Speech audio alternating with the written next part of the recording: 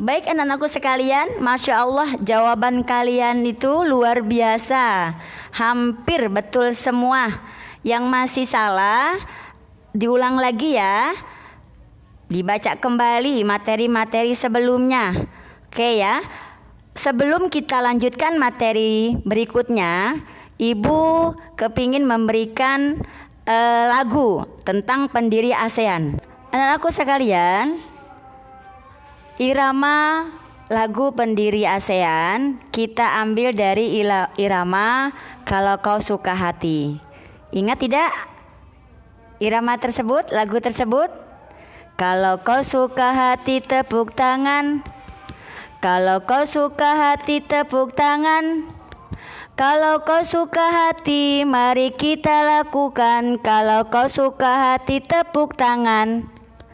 Oke, liriknya kita ganti ya. Baik, kita mulai nak ya. 1, 2, 3. Ada Malik Indonesia, Tun Abdul Rojak Malaysia, S Raja Ratnam Singapura, Thailand Tanan Koman, Nasis Koramos Filipina. Oke, bisa tidak? Iya, Bu Dina ulangi lagi ya.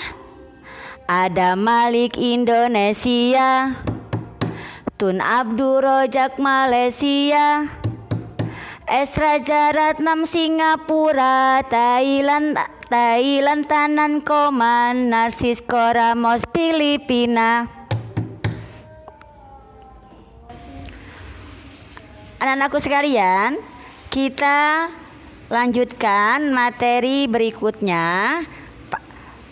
Hari ini kita akan pelajari tentang kondisi alam negara-negara Asia Tenggara, keadaan sosialnya dan ekonominya, serta masalah-masalah keadaan sosial di negara-negara ASEAN. Baik, yang pertama, Malaysia dibagi menjadi 2 bagian. Pertama, Malaysia Barat. Kedua, Malaysia Timur. Malaysia Barat itu wilayahnya dekat dengan negara Singapura. Sedangkan Malaysia Timur satu daratan dengan Indonesia, yaitu dekat dengan Pulau Kalimantan. Dan juga berdekatan dengan negara Brunei Darussalam. Anakku sekalian, keadaan alam di Malaysia ini rata-rata itu adalah wilayahnya sama dengan Indonesia. Nah, kondisi di Malaysia ini, keadaan ekonominya, negara tersebut itu penghasil timah terbesar di dunia. Masya Allah ya. Jadi sumber kekayaan alamnya berasal dari penghasil timah terbesar di dunia. Nah, makanya di Malaysia ini termasuk negara yang sudah berkembang. Keadaan alam di Malaysia ada yang namanya Gunung Tahan. Gunung Tahan ini ada di Malaysia bagian barat. Dan kalau di Malaysia bagian timur ada Gunung Kinabalu. Dan sungai yang terkenal yaitu di sana adalah Sungai Rajang. Ya, Nak. Kemudian penduduknya Malaysia itu sebagian besar adalah Islam. Mayoritasnya Islam. Masya Allah, Nak. Kondisi di Malaysia pun mereka menggunakan sistem ajaran Islam. Jadi kalau kita melakukan kriminalitas, maka mereka menggunakan hukum Islam. Ada hukum pencuri itu misalnya mereka dipotong tangannya, kemudian ketika mereka ada hukum pancung. Masya Allah ya nak. Nah, sehingga di sana itu tindak kriminalitasnya tidak banyak seperti kondisi di Indonesia. Yang kedua, negara Singapura. Ayo, siapa yang pernah ke Singapura? Iya, Singapura itu terkenal dengan wisatanya. Bahkan Singapura ini merupakan yang memiliki pelabuhan terramai di Asia Tenggara. Nah, perekonomiannya majunya di bidang teknologi. Sumber daya manusianya di sana itu perkembangan yang sangat dahsyat itu adalah di bidang ipteknya, ilmu pengetahuan dan teknologi. Walaupun Singapura ini merupakan negara paling terkecil di Asia Tenggara, namun perekonomiannya paling maju di negara-negara Asia Tenggara. Perekonomiannya itu dari pelabuhan teramai. Anak-anakku sekalian, kenampakan alam di Singapura ini ada yang namanya Bukit Timah Hill dengan tinggi 166. Oke anak-anakku sekalian, untuk memperluas wilayah negara Singapura, biasanya mereka membeli laut-laut negara tetangganya dengan melakukan reklamasi pengurukan pantai. Karena mereka itu daratannya sangat sempit sekali. Ya nak, seperti misalnya dia pernah membeli laut Indonesia dan laut Malaysia, laut Cina Selatan ya, untuk memperluas wilayah mereka. Rata-rata penduduknya di sana itu beragama Buddha, Hindu, Kristen dan juga Islam. Mereka itu keturunan Tionghoa serta sisanya orang Melayu dan India. Masya Allah ya nak, itu merupakan negara yang paling maju di Asia Tenggara. Yang ketiga, negara Thailand. Thailand ini terkenalnya adalah Sungai Chao Phraya. Nah, perekonomiannya adalah penghasil beras terbesar di Asia Tenggara. Pengairannya itu berasal dari Sungai Chao Phraya ini. Bahkan negara Thailand ini dijuluki sebagai negara lumbung padi. Banyak deh kalau Thailand ini. Julukannya diantaranya adalah negara rumah rakyat merdeka. Karena Thailand ini tidak pernah dijajah oleh bangsa manapun. Asia Tenggara ini merupakan negara jajahan benua Eropa kecuali Thailand. Sehingga Thailand dijuluki sebagai negara rakyat merdeka. Ada lagi julukan untuk Thailand, negara gajah putih. Karena di negara Thailand banyak gajahnya. Nah, agama yang dianut oleh rakyat Thailand itu adalah Hindu dan Buddha. Bangsanya itu bangsa Thai dan Burma. Mereka rata-rata keturunan Tionghoa dan juga orang-orang Melayu. Selanjutnya Filipina. Filipina ini sama dengan Indonesia. Jadi di Asia Tenggara ini ada dua negara yang berbentuk kepulauan, Indonesia dan Filipina. Filipina ini ada Pulau Luzon dan Pulau Mindanao. Ya, kalian bisa lihat di peta Filipina.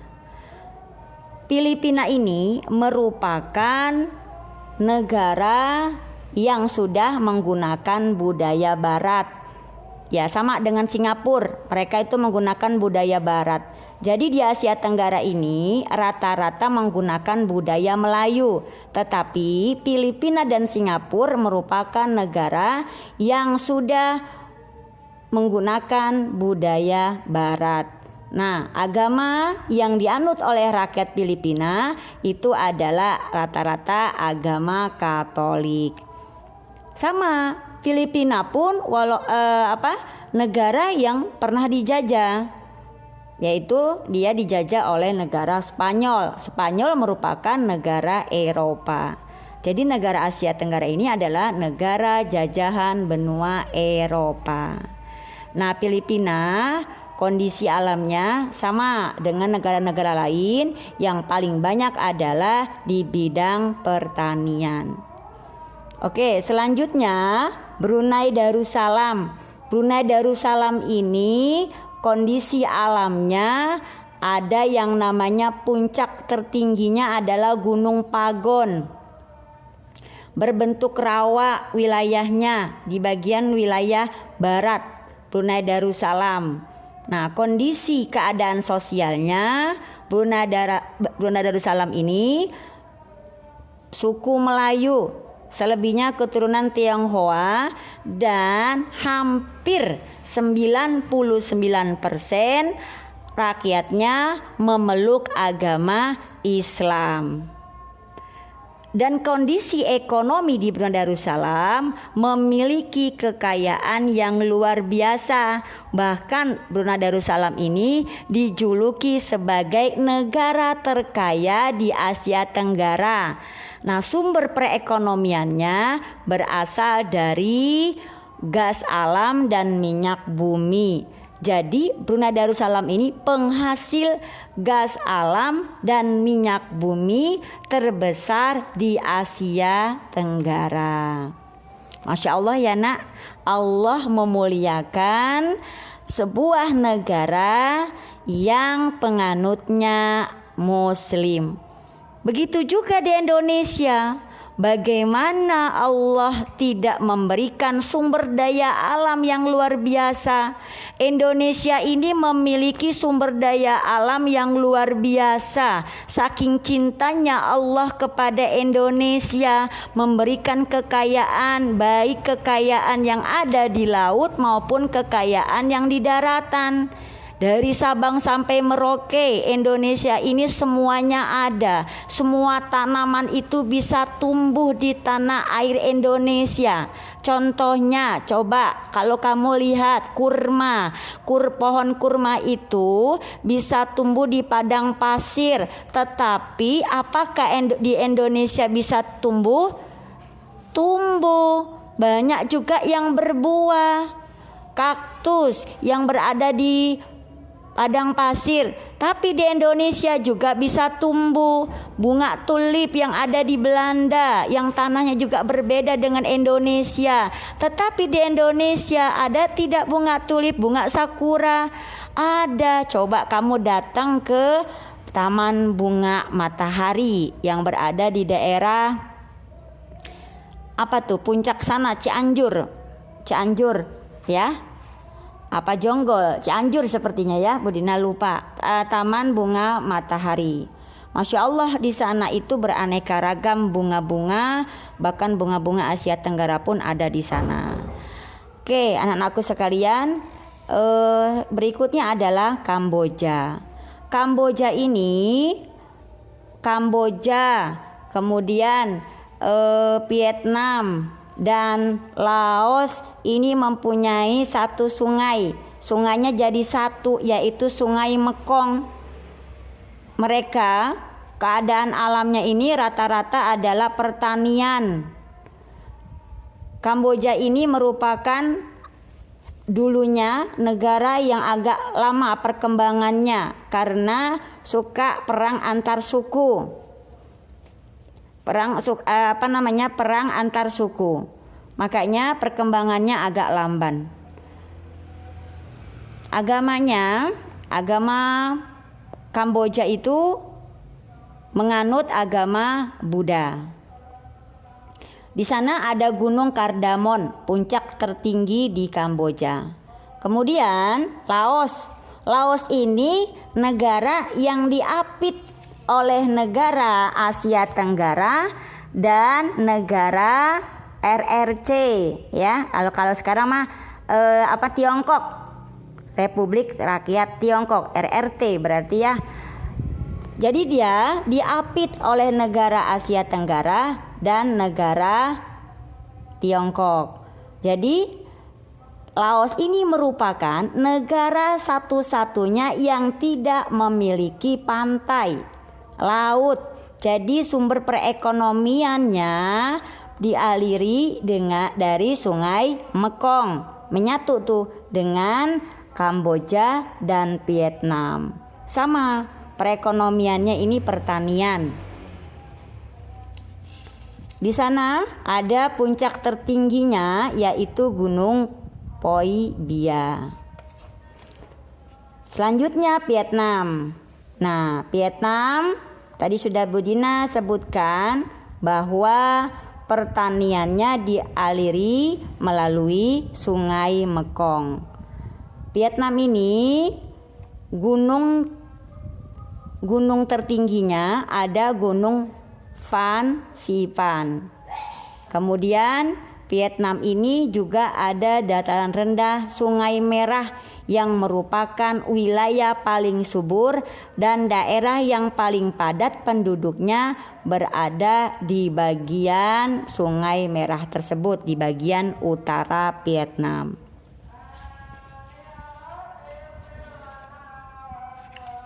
Kemudian Myanmar. Nah, Myanmar ini sungainya dialiri Sungai Irrawaddy dan pegunungan Arakan Yoman. Kondisi sosialnya mereka rata-rata beragama Buddha dan ekonominya di bidang pertanian, perkebunan, dan kehutanan. Hampir sama dengan negara-negara Asia Tenggara lainnya. Tidak memiliki keunggulan seperti Brunei Darussalam, Singapura, dan Thailand. Nah, kalau ini sama dengan negara-negara lainnya. Kemudian Timor Leste. Timor Leste ini merupakan negara yang perkembangannya juga agak lama. Dulu Timor Leste ini merupakan negara Indonesia yang berada di wilayah bagian timur. Namun semenjak tahun 1999 dia memisahkan diri dari Indonesia menjadi negara sendiri, berdiri sendiri pada zaman Presiden B.J. Habibie. Oke, anak-anakku sekalian, mengenal masalah-masalah sosial di negara ASEAN. Ini masalahnya sama. Yang pertama, masalah kemiskinan. Di Asia Tenggara ini banyak rakyat yang masih kehidupannya di bawah kelayakan atau di bawah standar kehidupan lainnya. Keadaan seseorang yang tidak dapat memenuhi kebutuhan hidupnya. Nah, ini adalah kerja keras yang harus dilakukan oleh negara Indonesia, negara Filipina, dan negara-negara Asia Tenggara lainnya, bagaimana untuk menangani standar kemiskinan ini supaya tidak ada lagi di negara-negara Asia Tenggara, sehingga negara-negara Asia Tenggara menjadi negara maju, bukan hanya negara berkembang saja, tetapi maju. Kemudian masalah lainnya yang sama itu adalah kriminalitas. Kriminalitas itu apa? Tindakan melawan hukum yang merugikan orang lain. Jadi negara Asia Tenggara ini banyak sekali rakyatnya yang menyimpang dari perilaku yang melawan tindakan hukum, seperti misalnya pencurian, kemudian penyebaran narkoba yang merusak anak bangsa Indonesia, kemudian tentang tindakan kriminalitas lainnya Seperti misalnya apalagi nak? Coba disebutkan. Yang terakhir, masalah yang sama di Asia Tenggara itu adalah kepadatan penduduk yang tinggi. Nah, ini adalah tugas para pemimpin kita untuk mengatasi masalah-masalah ini. Karena dari kepadatan penduduk yang tinggi ini bisa meningkatkan tindakan kriminalitas rakyatnya. Misalnya ketika negara tidak menyiapkan pekerjaan untuk rakyatnya, sehingga banyak sekali pengangguran yang ada. Ketika penganggurannya tinggi, pekerjaannya tidak tersedia, itu bisa memicu kriminalitas semakin tinggi. Contohnya, orang-orang itu bisa melakukan pencurian untuk melanjutkan kehidupannya. Nah, ini sangat prihatin sekali ketika negara tidak mampu menangani masalah tersebut. Nah, bagaimana sikap waspada terhadap masalah sosial yang sedang dihadapi oleh negara-negara ASEAN? Yang pertama, ini adalah tugas pemerintahan kita dan juga tugas kerjasama warganya untuk selalu melakukan bahu-membahu, tolong-menolong, meningkatkan rasa persatuan dan solidaritas. Yang pertama, menciptakan lebih banyak lapangan kerja baru bagi masyarakat. Ini tugasnya negara kita. Kemudian melaksanakan pemerataan pembangunan hingga ke daerah pelosok. Jangan terlalu jauh. Misalnya di Jakarta itu Masya Allah ya, pembangunannya itu kualitasnya sangat tinggi, di wilayah lainnya masih terbelakang. Nah, jadi ini tugas pemerintah untuk melakukan pemerataan pembangunan sampai ke negara yang timur sekalipun. Kemudian menyediakan fasilitas pendidikan yang memadai secara merata. Nah, jadi apalagi kondisi sekarang, sistem pembelajarannya online. Nah, ini pemerintah itu harus memberikan sarana untuk rakyatnya, untuk daerah yang terpelosok, bagaimana solusinya dalam pembelajaran online ini. Nah, rakyat tidak akan bisa belajar ketika internet tidak memadai, sehingga banyak sekali rakyat yang tidak mampu mengikuti pembelajaran dengan baik. Kemudian menyediakan sarana kesehatan dengan peralatan yang memadai. Contohnya sekarang kita lagi diuji dengan penyakit corona, virus corona. Banyak sekali rumah sakit yang tidak bisa memberikan fasilitas yang baik, sehingga banyak korban-korban yang berguguran. Nah, ini kita sekarang sama-sama harus mampu menjaga diri kita, keluarga, dan masyarakat setempat ya nak ya. Kalian itu harus terus menjaga imun kalian supaya kita terlindung dari penyakit tersebut. Kita mohon perlindungan dari Allah Subhanahu wa taala. Jaga jarak selalu ya nak. Kemudian menciptakan keamanan dan ketertiban di lingkungan masyarakat.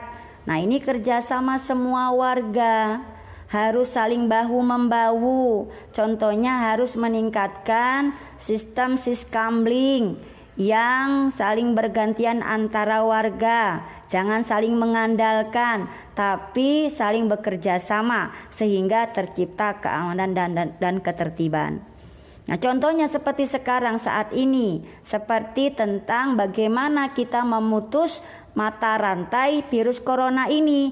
Nah, ini kerjasama semua aspek masyarakat. Ketika contohnya kita misalnya masuk di sebuah lingkungan, ada yang namanya kita tes suhu ya, kemudian kita menggunakan masker. Ketika tidak menggunakan masker, ada saling mengingati tetangga yang lain, dan para satpam, misalnya ada satpamnya di dekat rumah kita atau di masuk rumah kita, satpam mengingati kita tidak boleh masuk ketika kita tidak menggunakan masker, dan harus selalu mengecek suhu tubuh kita. Ini merupakan kerjasama untuk menjaga keamanan dan ketertiban agar di lingkungan kita itu jauh dari penyakit virus corona. Kemudian meningkatkan kepedulian masyarakat terhadap nasib sesamanya yang membutuhkan bantuan. Nah, ini sangat cocok sekali dengan kondisi saat ini. Ketika ada tetangga kita yang terkena virus corona, apakah kita harus menjauhkan? Tidak, bukan menjauhkan, tetapi kita bantu mereka, memberikan makanan dengan diberikannya misalnya di pagarnya mereka. Banyak sekali yang dilakukan oleh masyarakat lainnya seperti itu. Misalnya keluarganya ada yang kena COVID corona, diisolasi, dikarantina di rumah sakit. Ada anak-anaknya yang di rumah yang masih negatif hasilnya, kita bantu untuk memberikan makanan kepada mereka, kita memberikan perhatian kepada mereka supaya mereka tidak merasa sendiri. Nah, itu kita harus meningkatkan kepedulian. Jangan kita jauhkan, jangan ada ketakutan yang berlebihan. Kalau kita takut semua, kasihan mereka tidak ada yang bantu. Ingat, kebaikan yang kita lakukan itu akan kembali kepada diri kita sendiri. Kemudian membuat ruang terbuka hijau yang bersih dan aman. Nah, ini kita harus menggalakkan tentang di rumah kita itu untuk penghijauan, bertanam tanaman seperti tanam bunga. Bahkan sekarang itu lagi booming ya untuk melakukan penghijauan sayur-sayuran di rumah kita sendiri. Walaupun tidak ada lahannya, sekarang banyak sekali solusi-solusinya menggunakan pot-pot bunga. Kemudian ada pot bunga yang khusus untuk menanam sayur mayur ya, ada kangkung, ada bayam. Jadi kondisi lingkungan yang kecil bisa dimanfaatkan lahan pertanian dengan sistem hidroponik. Kemudian melaksanakan program keluarga berencana. Jadi keluarganya itu dibatasi ya. Tapi dalam hukum Islam ini kita dianjurkan untuk memperbanyak keluarga supaya umat Islam terus berkembang dan terus untuk melakukan untuk selalu mendakwahi Islam supaya Islam itu bangkit menjadi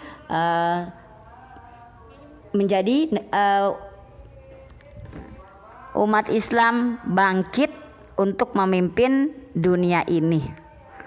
Oke, anakku sekalian, demikianlah pembelajaran kita. Nah, selanjutnya kalian pada pekan berikutnya kita akan mengerjakan LKS ya. Pekan depan siapkan mengulang pelajaran dari materi pertama sampai materi hari ini. Jadi pekan depan kita mengerjakan latihan soal. Oke, nak ya. Mungkin sampai di sini pembelajaran kita. Kita tutup dengan pembacaan hamdalah, dan Ibu mohon maaf ketika ada yang salah dalam berucap. Wassalamualaikum warahmatullahi wabarakatuh.